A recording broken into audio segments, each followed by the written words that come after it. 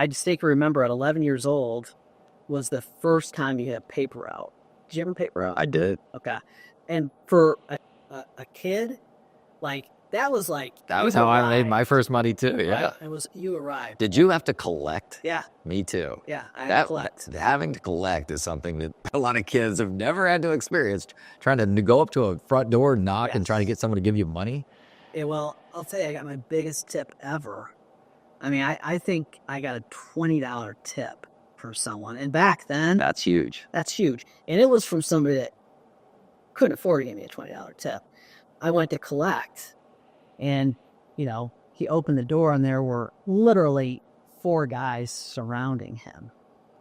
And they were shaking this guy down. What? And so I got there, and he's talking to me and stuff. And eventually these guys, I think, got nervous and left. And he's like, Paperboy scared him? he said, I just think their faces being seen. Right. They're like, okay, we can't beat the hell out of this guy because, and he said, you just saved my life. They were like, he owed a bookie Oh my an God. extreme amount of money. Wow. And they were there to either collect or beat the guy up. You weren't the only one coming to collect. No.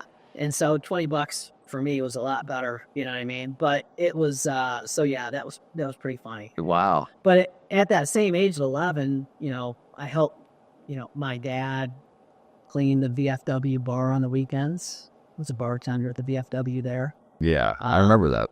On Saturdays, I cleaned a little candy store in Geneva called Fanny Farmers Candy.